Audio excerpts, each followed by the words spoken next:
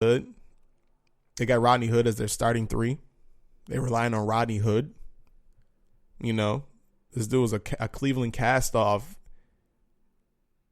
a few years ago, and then he came in. He played decent minutes for him last year. I came in front, but I don't know about that. And then, like, you look at their bench, like Kent Bazemore.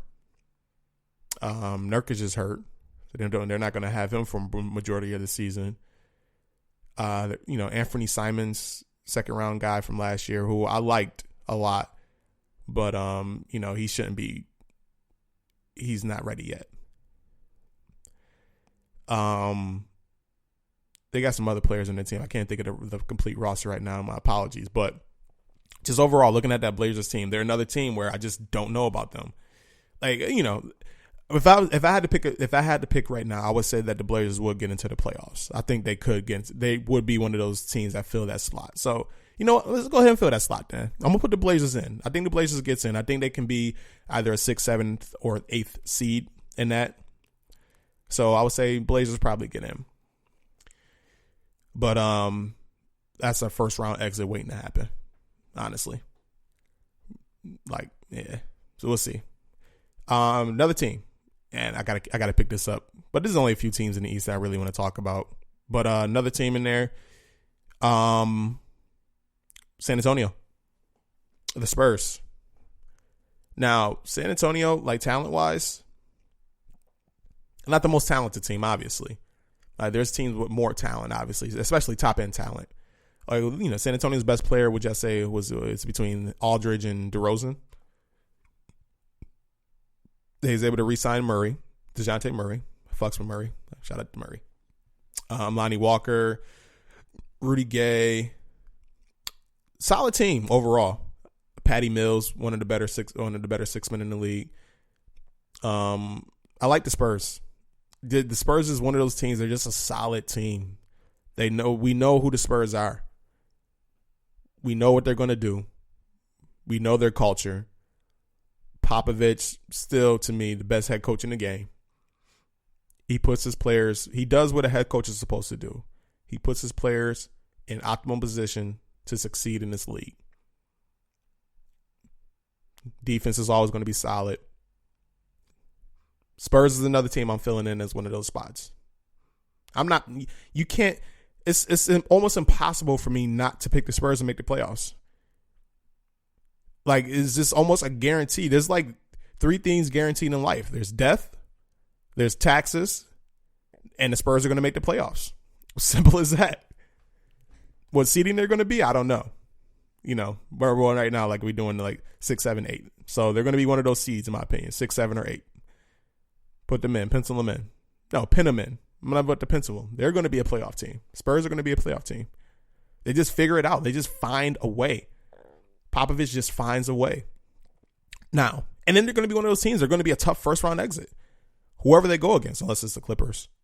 I just think they're going to just fucking beat the shit out of everybody. But they're going to be a tough first round exit. Like, the Lakers go against them. Tough. Rockets, tough. Utah, it's going to be tough. Denver. It took Denver to 7 last year. No, it's something about that Spurs culture, man. Shout out to the Spurs. If you're a Spurs fan, man, you've been privileged for the last 20 years.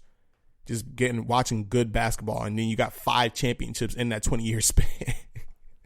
Like, shout out to Spurs fans. Shout out to my man Donald, even though I think he flippy floppy right now. But shout out to the Spurs, man. Sacramento is another team I think can be in that conversation that can get one of those playoff spots. I like De'Aaron Fox a lot. They re-signed Buddy Hield. And Hield, I like him a lot too, man. Hield is a knockdown shooter. He's a very good scorer, not just a shooter. He's a scorer. That boy's a bucket. De'Aaron Fox is transforming into one of the better point guards in this league right now. Harrison Barnes, as much knock as people give him, he's just a pro. He's a pro. Like, all I hear from the media and his teammates, and it seems like he's having like a very good cultural impact on that team. Like, he just is a good teammate, and he's a decent player. He's not a terrible player. I think people look at his contract and, obviously want more production out of him because of what he's getting paid. But he's not a bad player. He's a solid guy. Dwayne Dedman, I like that pickup. Solid big man. Stretch big. And then Bagley, he's hurt. He's going to be out for a couple of months with some type of fracture, I believe. Thumb fracture. He fucked up his thumb. But then they got the kid, Bogdanovich, the other Bogdanovich, coming off the bench, knocking down threes. One of the better shooters and scorers off the bench. I like him a lot. So Sacramento's another one of those teams. And the last thing I want to talk about in the West is Dallas. Now, with Dallas, you look at this team, and they made the Porzingis trade. They drafted Luka last year, and that's their dynamic duo there. I'm still a little leery on Dallas.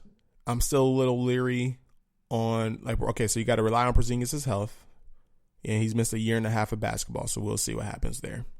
Okay. Luka. All right. So with Luka Doncic, I was one of those guys that was skeptical about him. And with me, I don't know, I just see slow white dudes hooping in the NBA, and I'm just not sold. Although watching the Dallas game recently, I think it was yesterday or the day before yesterday, Thursday or Wednesday, yeah, Luka's it. He's it. He's him. Offensively, he got game. He's a tough cover. I don't know, man. His game is smooth as shit. He's not the fastest. He's not the most explosive. Very Paul Pierce-ish. Very smooth game. Picks his spots. Deadly step back jumper. He has that one go-to move where he's able to go do. He can get to the rim, which I don't know how. This dude is slow as shit. The man is slow. He gets to the rim. Decent, very good passer. Defensively, obviously he's not good defensively. He just can't move his feet. So, but I like Luka, man. I like him. I'm not gonna lie. I like Luka. I don't like I think what it is with me is when people be like, yeah, Luka's better than Ben Simmons, or Luka's better than fill-in player here. It's if the team oh yeah, I would take Luka to start my team over such player. I'm like, oh, okay, that's you. I'm sorry, man. I like for my players, I like my elite players to be able to play both floor ends of the floor. That's how we categorize them, right? That's what separates them. But yeah, I like Luka, man. I like him a lot. And this Dallas team in general, this Dallas team is another one of those teams where if I had to pick today, I think I'll fill them in for that 8th seed to get into the playoffs. Damn, I'm leaving out the Warriors right now. That's crazy. But yeah, I like this Dallas team. I like Seth Curry, excuse me. I like Wright, Maxi Kleber. Porzingis is looking solid. Coming off of injury, he's looking solid. That pick and roll can be nice, man. That Luka Porzingis pick and roll can be deadly. And then it just got, I don't know, it's just something about that team. I guess it was some riffraff with Rick Carlisle. I guess players don't like playing for him or some shit like that. I mean, he's a championship winning coach. So we'll see what happens with that. But this Dallas team, man, if I had to pick today, I think I would slot them in as one of my 8th seeds there. So essentially who I got in the playoffs in the West is going to be Dallas, Portland, San Antonio, and then Utah, Denver, Houston, and then the 2 LA teams. That's 8, right? I believe that's 8. Yeah, so Western Conference, that'll be my playoff teams there. Seeding wise, I'm not really too much into the seeding too much right now. LA's number 1, LAC number 1. They're going to be number 1 seed. They're the best team, hands down, best bench.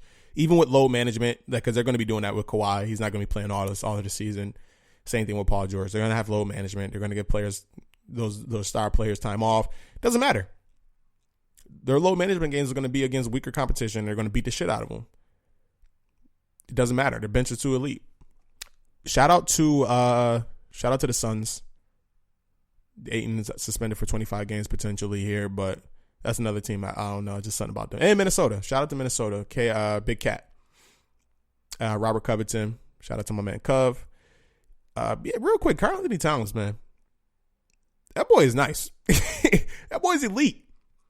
Not the best defender, obviously, but in terms of like, he's probably the best offensive big man in the league. Like the man is a bucket. Can score literally. He's 3-level scorer center. Again, if you play 2K, you know what I'm talking about. 3-level scorer though. Shout out to that boy. All right, so moving on to the East. There's, like I said, there's only a few teams I want to talk about in the East. Obviously the Sixers. If you know me, you know, if you listen to this podcast, you know I'm a big Sixers fan. Shout out to all my Sixers fans. Shout out to Marv. Shout out to Quentin. This is our year. This is our year, man. Let's run into them Clippers, but I'm gonna start there with my Sixers. So we last year we went all in. We traded Covington, we traded Saric for Jimmy Butler, and that kind of like that ended the process Sixers, where we had our process core for TJ McConnell, Joel Embiid, Covington, Dario Saric. Ben Simmons was drafted by Colangelo, but basically the process is the Hinkie era, like the assets that Hinkie was able to acquire and the players that he drafted and things like that. But that kind of ended. That pretty much ended the process, and it's still TTP though. It's still trusted process because we still got the man Embiid. He is the process. But then we traded for Tobias Harris later that season, and traded literally like depleted all of our assets for that move, and we went all in. And that Kawhi Leonard shot, that Toronto series in general, that was the series where that did it for me with Kawhi.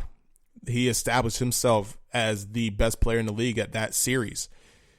We threw everything in the fucking kitchen sink at that man, and it did not matter. Non-stop. You can't stop me no matter who you got on me, no matter what you're doing, no matter what type of schemes you're running. You can't stop me. And I just watched it for 7 straight games. And then to cap it all off, it's so poetic. The craziest shot I ever seen in my life. Game 7.